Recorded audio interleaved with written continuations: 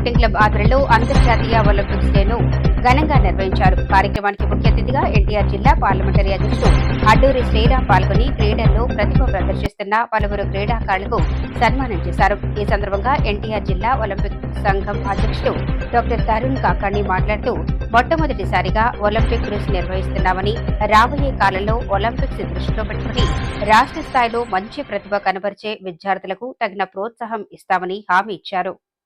ఈనాటి Olympic day సందర్భంగా మొట్టమొదటిసారిగా ఒలింపిక్ క్రూజ్ అనేది నిర్వహిస్తున్నాం.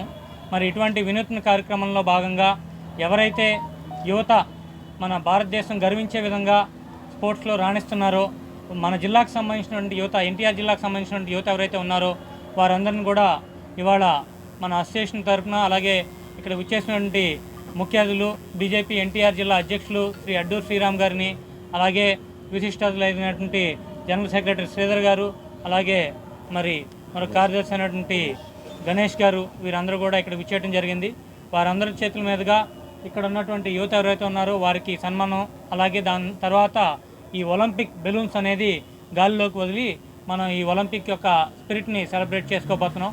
మరి ఇటువంటి వినూత్న కార్యక్రమానికి ఇచ్చేసినటువంటి విశిష్ట అతిథి శ్రీరామ్ గారికి, అలాగే శ్రీధర్ గారికి, మరి గణేష్ గారికి, వీరందరికీ కూడా కృతజ్ఞతలు తెలుపుతూ రాబోయే కాలంలో ఎన్టీఆర్ జిల్లా ఒలింపిక్ అసోసియేషన్ తరఫున ఒలింపిక్స్ టార్గెట్గా పెట్టుకుని నేషనల్స్కి కానీ, ఏషియన్ గేమ్స్కి కానీ వీటన్నిటికీ వెళ్ళేటువంటి యువత అందరికి కూడా మంచి ప్రోత్సాహాన్ని అందిస్తామని చెప్పేసి మా అసోసియేషన్ తరఫున అధ్యక్షులుగా నేను, అలాగే మా సెక్రటరీ పవన్ గారు కానివ్వండి, మరి కోశాధికారి బోస్ గారు కానివ్వండి, అలాగే సింహాచలం గారు, వీళ్ళందరూ కూడా అందరి తరఫున కూడా తెలియజేయడం జరుగుతుంది.